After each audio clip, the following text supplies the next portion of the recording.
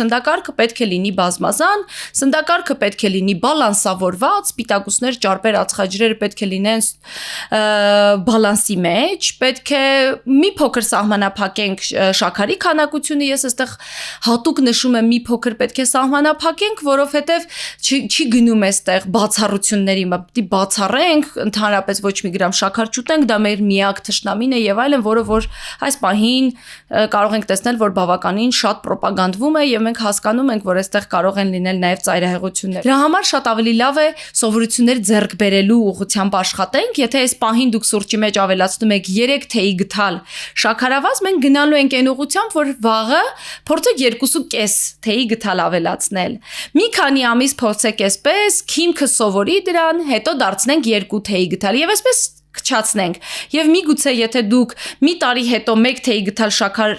ավելացնեք ձեր թեյի կամ սուրճի մեջ, դա շատ ավելի լավ լինի, քան 1 ամսվա ընթացքում լրիվ բացառեք շաքարավազը, այո, իսկ հետո նորից նույն սովորությանը հետ դառնաք, որովհետև առողջ ապրելակերպ եւ առողջ ցնդակարգ մենք պետք է ունենանք ամբողջ կյանքի համար, ոչ թե կարճ ժամանակահատվածի ինչ որ նպատակով կամ նիհարելու համար կամ դրա համար կտրուկ փոփոխությունները ոչ մի դեպքում մեզ չեն բերի նրան, որ մենք այդ փոփոխությունը, այդ սովորությունը ունենանք ամբողջ կյանքի համար։ Կան տարածված սխալ սովորույթներ, որ ունեն մեր տարեցները, մեր ծնողները ու մենք էլ կարծես թե այդ ճանապարհով ենք գնում։ Շատ տարբեր են մեր տատիկները, մեր ծնողները եւ մեր ժամանակահատվածը, որովհետեւ մենք մեր տատիկները տեսել են սով, իսկ տեսել են կրճատված սննդակարգ, կարող են տեսած լինել հացը ինչ որ կտրոնով առնելու, հատուկ քանակությամբ առնելու եւ այս ամեն ինչի ֆոնին նրանք կուտակում էին եւ պահում էին սնունդը, պահում էին վատ ժամանակների համար եւ ինչքան հնարավոր է կալորիական էին սնվում, մանավանդ օրինակ դաշտի աշխատող մարդիկ, գյուղատնտեսական ոլորտի մարդիկ, այսինքն իմ տատիկը մտածում էր, որ ճաշի մեջ պետքա լինի մեծ քանակությամբ ճարպ, որովհետեւ գիտեր, որ մարդը երբ որ տնից դուրս է գալիս, գնալու է երկար ճանապարհ, ծանր ֆիզիկական աշխատանք է անելու եւ դրա համար պետք էր էներգիա եւ ինքը չէր կարողանում պատկերացնել, որ ես տնից դուրս գալուց գնում եմ եւ նստում եմ, ոչ թե ծանր ֆիզիկական աշխատանք եմ կատարում եւ ինքը ուզում էր ինձ կերակրեր հենց այն տարբերակով, ոնց որ ես պիտի գնայի դաշտում աշխատեի, ծանր ֆիզիկական գործ անեի, ես միշտ ասում եմ, ես չեմ գնալու, այդ ծանր գործ անեմ, ես գնում եմ նստեմ, իսկ այդ նստելու համար ինձ այդքան էներգիա պետք չի, դա ավել է իմ համար, միևնույնն է չեն կարողանում դա հարմարեցնել, դրա համար օրինակ շատ դժվար կարող է լինել, մեր տարեցները կարող են ճաշը պատրաստել հենց այդ սովորություններով, կամ մինչև հիմա ձու են, չէ, ապուրների մեջ, այո, ձու կարող են ավելացնել ապուրի մեջ, յուղը կարող են շատ դնել, ալյուր լցնել ապուրի մեջ, որ խիտ լինի, որ կալորիականությունը շատ լինի, դրա համար մենք հասկանում ենք, որ այդ կամ օրինակ կարտոֆիլը առնում են 20-30 կիլոգրամով ձմռվա համար, այնինչ մենք ցանկացած ժամի, ցանկացած եղանակի կարող ենք այդ ամենը ձեռք բերել 2 հատով, 5 հատով, չգիտեմ 1 կիլոգրամով պետք չի առնել եւ կուտակել։ Մենք պետք է հասկանանք ըմբռնումով մոտենանք, որ այն ժամանակներ ուրիշ էր եւ դա բնականաբար վարքի վրա մեծ ազդեցություն է թողնում, երբ որ մարդը սով է տեսնում։ Երբ մարդ սով է տեսնում, իր համար սնունդը շատ ավելի մեծ նշանակություն ունի, շատ ավելի կարճած կարող ենք լինել մենք այդ սննդամթերքներին, պահեստավորման առումով, ավելի շատ կալորիա ստանալու առումով, այս ժամանակ ուտել չթողնել, անգամ եթե դու սոված չես ուտել, որտեվ կարող է էլ չլինի այդ վարքաբանական փոփոխությունը մենք կարող ենք տեսնել այն մարդկանց շրջանում, ովքեր որ սննդի սահմանափակում են տեսել, մենք դա պետք է հասկանանք եւ մեր հենց մեծասակ ծնողների, տատիկների, պապիկների վարքագիծը սննդի առումով հենց դրանով է պայմանավորված ավելի մեծ ժամանակահատված եւ այդ մասին ես ելի եմ խոսել հենց մեր տոնական օրերին կամ նոր տարվա սեղան այդքան ճոխ պատրաստելը ելի դրա նշան է, որովհետեւ չի եղել սնունդ, մարդիկ կուտակել են այդ ժամանակահատվածի համար, հետո մեկը մյուսին փորձել է ցույց տալ, այսինքն դա ամեն դեպքում ավելի չլինելու, ավելի տխուր բանի մասին է խոսում, այո,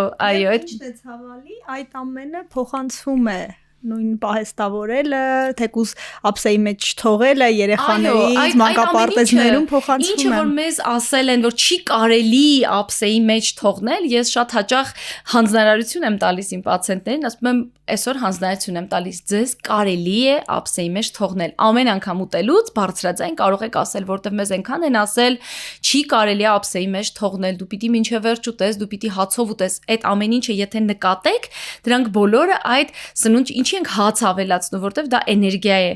Ինչի ենք շաքարաջուր երեխաներին տալիս առավոտյան, մեղրաջուր տալիս, որովհետև այլ սնունդ չկար, կալորիա էր պետք։ Հիմա ցանկացած փոքրիկ բատոնչիկ այդ բոլոր կալորիաների տեղը լրացնում է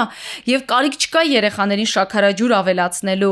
Դա այն ժամանակ էր, երբ սնունդը չէր հերիքում եւ պետք էր գոնե թե դատարկ կալորիաներով երեխաներին պահել, մինչեւ որ որոշակի սնունդ կլիներ։ Այնպես որ մենք արդեն երիտասարդ ավելի սերունդը այս կոնտեքստում պիտի նայի այդ սովորություններին եւ ոչ թե որ դա է, դա ազգայինն է կամ օրինակ այդպես ենք սովորել կուրորեն այդպես էլ շարունակում ենք անել, այլ այդ ամենը փորձի դնել հիմիկվա 21-րդ դարի կյանքի, ինչքան եմ ես շարժվում, ինչքան էներգիա եմ ծախսում, էներգիայի ամենահասարակ պահպանման օրենքները եւ մնացած բաները, հա, որ ես պարզա, որ այն ժամանակահատվածի չափ չեմ աշխատում, թեկուզ նրա պատճառով, որ լիֆտեր կան, ավտոմեքենա կա, իսկ այն ժամանակ անցած անգամ ասում եմ, հա, գիրք էի կարդում, որտեղ որ գրված էր, որ մենք տնից դուրս եկանք եւ պետք է 2 օր քայլեինք մինչեւ աշխատանքի տեղը, հա, մի 2 գյուղ պիտի անցնեին, շատ երկար ժամանակ էր, հետո այնտեղ պիտի մնային, աշխատեին, հետ դառնային այդքան։ Մեր համար անգամ երբ որ գրքի մեջ այդպիսի բան ենք կարդում, շատ տարօրինակ, հա, աչքին բան կարող է թվալ, որովհետև հիմա ցանկացած վայր գնալու համար շատ կարճ ժամանակահատված է պետք։ Եվ ոչ մի ջանք եւ ոչ մի էներգիա։ Մի միֆի էլ անդրադառնանք, շատ կարելի լսել, ասում են, պապս գյուղում շատ առողջ էր, մինչև 100 տարեկան ամեն օր 50 գրամ օղի էր խմում։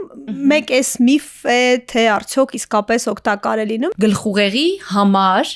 չկա թույլատրելի դոզա ալկոհոլի։ Այսինքն չկա այնպիսի չափաբաժին ալկոհոլի, որը վատ անդրադարձ չունենա մեր գլխուղեղի առողջության վրա։ Այնպես որ չկա այդպիսի մի գրամ, այդպիսի մի խմիչք, որ ես ձեզ ասեմ, այ որ դուք այս խմիչքը օգտագործեք, սա ավելի օգտակար է։ Էլի ռոպագանդայի հետևանք է, որ գինին համարվում է ավելի առողջարար, քան մնացած խմիչքները, բայց միևնույնն է, գինին եւս բացառություն չի, պետք է այստեղ էլ հիասթափեցնեմ, իրոք չկա այդպիսի չափաբաժին։ Այնպես որ ոչ ալկոհոլից չի, որ գյուղացիները կարող են ավելի երկարակյաց լինել։ Երկարակյացության վրա շատ բան է ազդում, բայց այս պահին ապացուցված է աշխարհի ամենաերկարակյաց մարդիկ Ճապոնիայում են գտնվում, Հոնկոնգում են գտնվում, հա, Արևելքում են գտնվում եւ այնտեղ երբ հետազոտում էին ինչի հետ էր կապված այդ երկարակեցությունը, համեմատեցին առողջապահության համակարգը եւ տեսան, որ աշխարհի ամենալավ առողջապահական համակարգը ունեցող ազգերից մեկն է, ամենահասանելի առողջապահությունը, որ անգամ ամենասուր սիտուացիաների ժամանակ ամենաարագը կարող են արձագանքել եւ կյանքեր փրկել։